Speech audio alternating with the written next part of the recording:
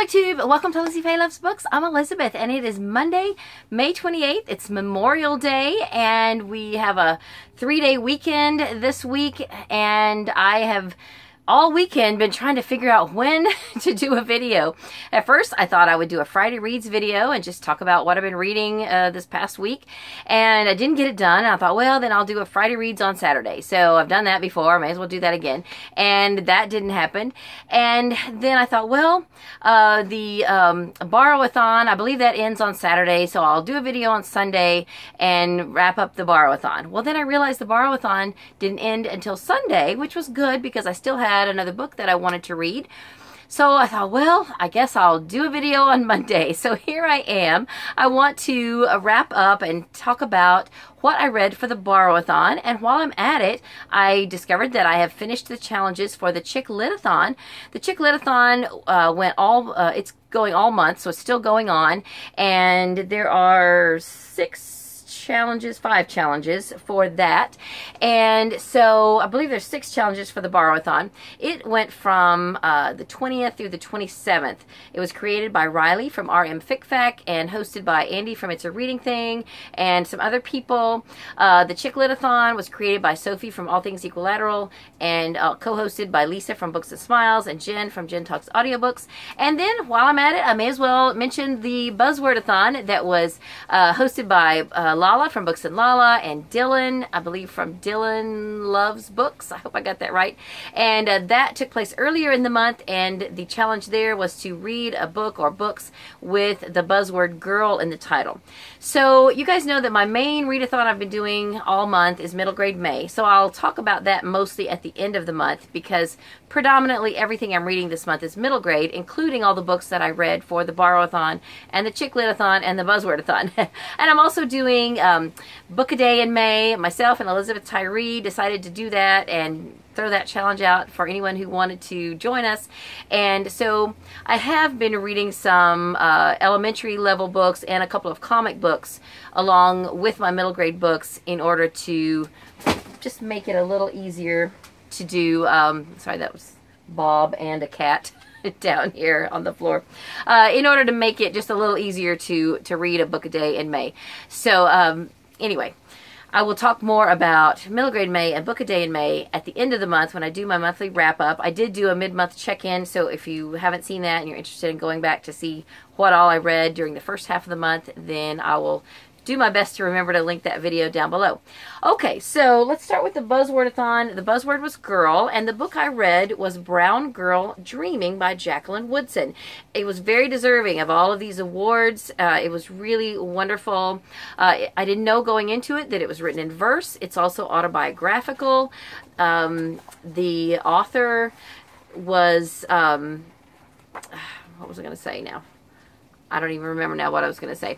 But anyway, I had never read anything by Jacqueline Woodson, and so I was able to use this book as one of the ChickLitathon challenges, which was to read a book by a prolific author that you've never read before, because I looked her up and she has written quite a lot of books, and this is the first one that I've read, so it counted for that challenge for the ChickLitathon as well, and then also the Buzzwordathon. So anyway, I don't even remember what I was going to say, but I have talked about this book in an earlier video, so if you're curious about what my other thoughts were, then comment down below and I'll try to remember, go back and look and see which video I talked about it. But I thought it was really a very heartfelt, wonderful story about this girl growing up and her different living situations.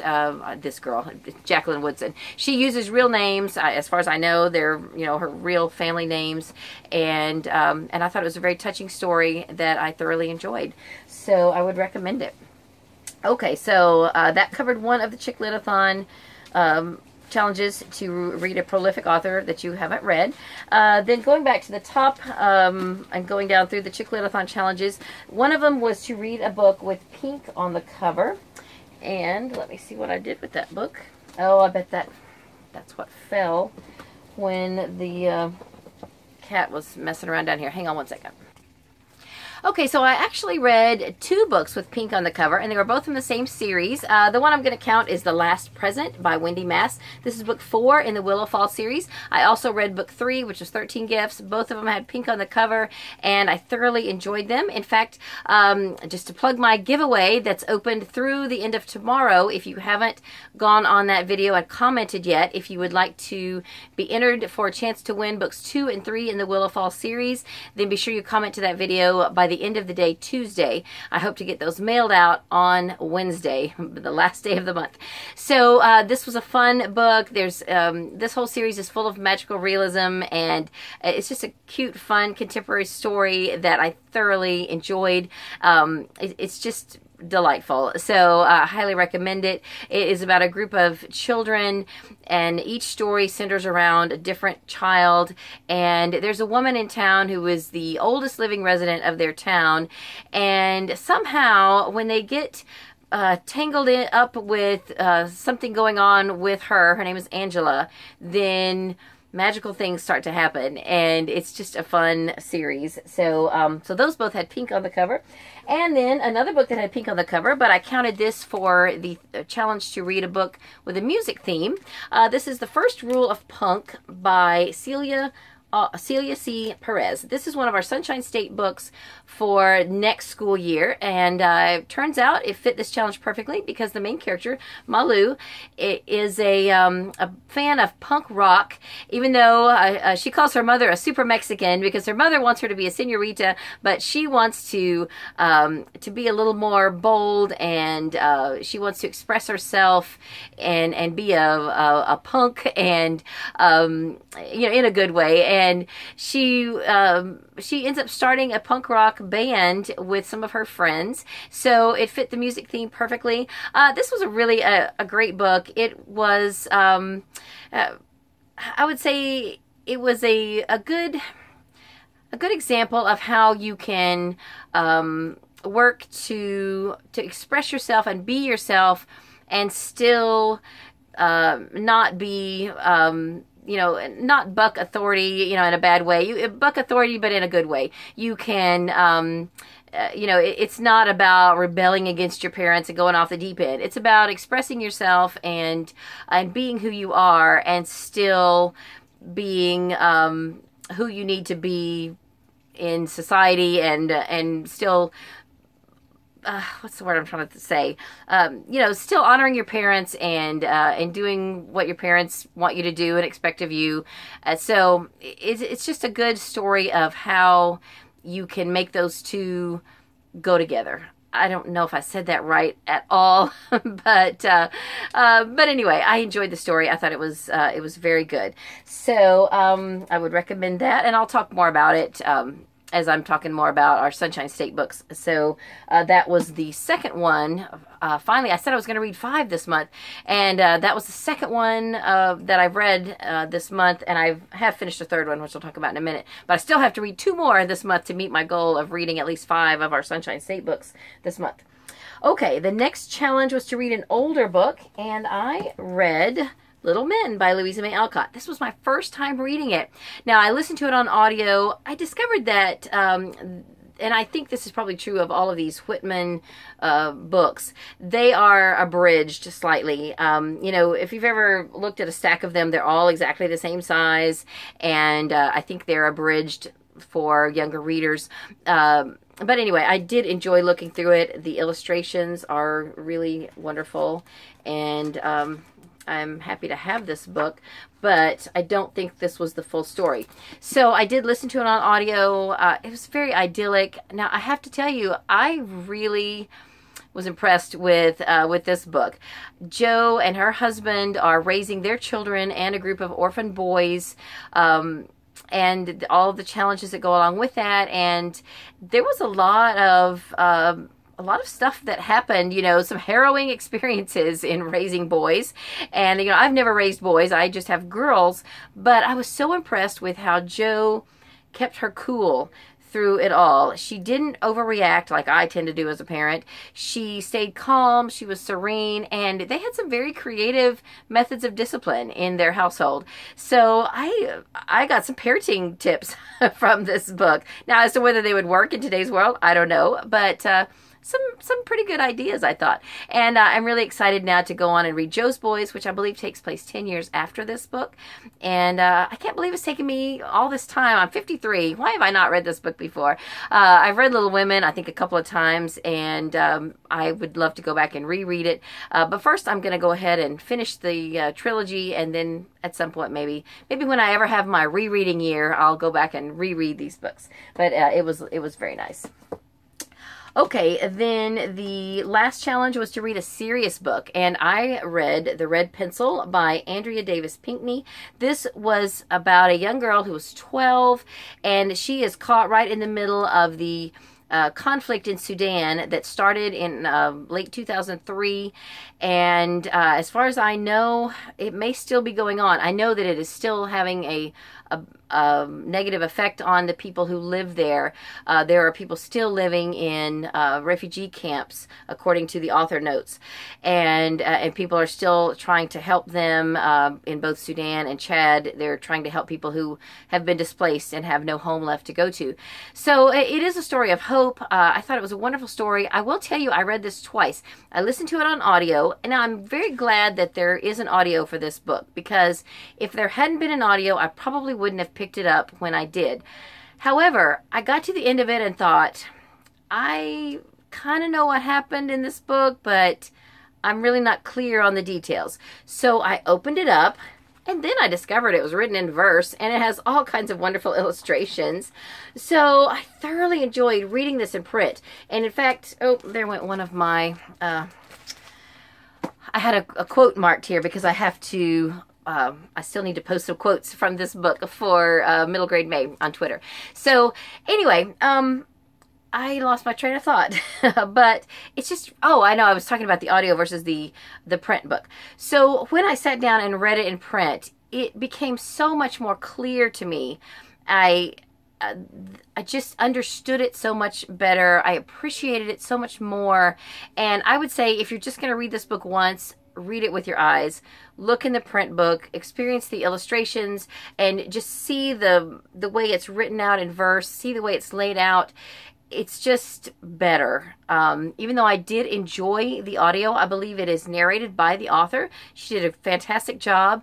And I think because I had already listened to it on audio, it was maybe easier to read because I already kind of knew the timeline of what was happening, but it just enhanced the experience so much more to read it in print. So I thought it was a wonderful book, and I definitely would recommend it. Now, it was recommended to me. I first saw Alcott talking about it, and then also Patty, who used to be on BookTube as I Smell Books. She has a wonderful glowing review of it on Goodreads, and I knew that if those two ladies loved it, then it was something that I needed to read. So that is it for the book, or sorry, the ChickLitathon. So now the Borrowathon was the 20th through the 27th, and a couple of these books I did use and count for Borrowathon Challenges, but some of them were not. So let me tell you about those. So the first challenge for the Borrowathon was to read a book that is an award winner or a nominee. And I read Ghost by Jason Reynolds. This is one of our Sunshine State books for 2018-2019, so for this next school year. So I wanted to get it read, and I thoroughly enjoyed it. It's very short. I listened to it on audio. It has a track theme. It is about a boy who can run, and he's had a troubled childhood. Some things have happened in his family that have been horrifying, and so the track coach discovers him and is trying to help him, but you know, he still keeps falling back into some bad behaviors, and even doing some new bad behaviors that he hadn't done in the past, and then realizing that he shouldn't have done that. So it's a book about redemption, I suppose, and just troubling things. It's about, I don't know. It's about a boy who has some challenges to face, and how the track coach and running track is helping him to get on the right path. So it's narrated on audio by the author Jason Reynolds, and it's called Ghost. And I believe there is a sequel. Maybe there's going to be more. I'm not sure. And I forget what the second one is called. And the reason I didn't hold the book up very long is because I tried to film this video a while ago, and I started over because it was just reflecting everything, and I don't need you to see all my junk that's all around me. Anyway, the next challenge was to read a book with your initials on the cover. So I had a couple of options for that. I had wanted to read another one of our Sunshine State books, and I did finally start it this morning. This is the one that was going to be for that challenge, The Epic Fail of Arturo Zamora, because Epic Fail is Elizabeth Faye, which is my name. However, I'm going with a nickname, and I'm going to count little men because my nickname is Lizzie, or Lizzie Faye, and my last name is Meadows. So this fits for two reasons, little men and also Louisa May. So, which is actually not on the cover, but anyway, she is the author. So that's what I'm going with, so we'll just count that. And then the next challenge was to read a book that's someone else's favorite. So because this was so well loved by Patty and Akos, I'm going to count The Red Pencil for that challenge. And then, oh, and now all of these books needed to be borrowed. Now this is my copy of Little Men, but I borrowed the audio from Hoopla. So so I was able to count that for that. Then let's see. A book that everyone has read but you. So this, originally I was going to count Little Men for that. So it has to count for two challenges. A book everyone's read but me, and also for my initials. Then the next challenge was to read a book from your favorite genre, and I love a good dystopian. I haven't read so many of them in the last few years, but I borrowed this book from Katie, and also borrowed the audio from Hoopla, and I read The 11th Plague by Jeff Hirsch. This was not what I thought it was going to be. It was, in fact, a dystopian, but based on the title, I thought I was going to be reading more about the plague itself and people surviving the plague and all of that, but it really started, the story started after the plague, and after all of, you know, the death had happened from the plague. So now we're dealing with the survivors and how they are moving forward in a society where there are a lot less people. You know, there's no, I don't think there's any electricity or electronics or anything like that. So it was a good story, and it has a male protagonist for a change. So many of the more popular, more well-known dystopians have female protagonists, so it was kind of nice to have a male protagonist, and I enjoyed the story. It just wasn't exactly what I thought it was going to be, which is not a bad thing, but I just thought I would throw that out there. So this, I think, is a standalone, and I counted it for read a book from your favorite genre, which I have a lot of favorite genres, so it is a favorite genre. And then the last one was to read a book that features a library. I listened to this on audio. This is Mr. Limoncello's Library Olympics. This was adorable. Definitely a book and a series that you should read, all of you bibliophiles out there and people who love libraries. There were so many Dewey Decimal numbers thrown out in this book. I wish I could remember you know, even half of the Dewey Decimal numbers that the kids talked about in this book. I don't think it's very realistic that your average kid could remember those Dewey Decimal numbers, but I would just like to be able to remember each of the main categories, you know, the 400s, the 500s. I know some of them, but I don't know them all.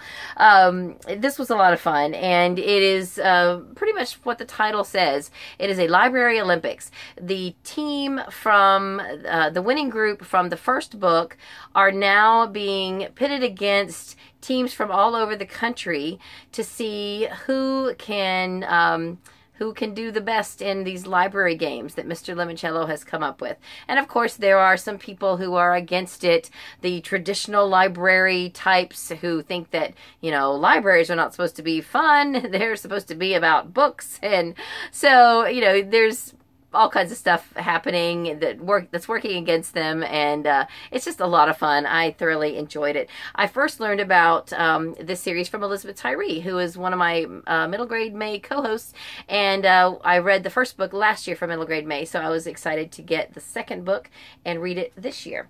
So that was borrowed from the library, and that counted for a read a book featuring a library. And that's it for the ChickLitathon, the Borrowathon, and the Buzzwordathon. That is what I read that completed each of those challenges. Did you do any of those readathons? And if you did, what did you read? I'd love to hear about it. So I will be coming back with another video soon because we are almost at the end of the month, and I'm excited to tell you what all I have read, you know, in the second half of the month.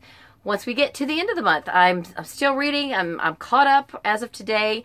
I think I have finished 28 books, if you count the red pencil, which I read twice. So I have read 27 books, and one of them I read twice, once on audio and once in print. And I'm absolutely counting it because I took the time to read it twice. So that's it. That's it for this video. I hope you are having a great day, and I'll be back with another video soon. Take care, and God bless you.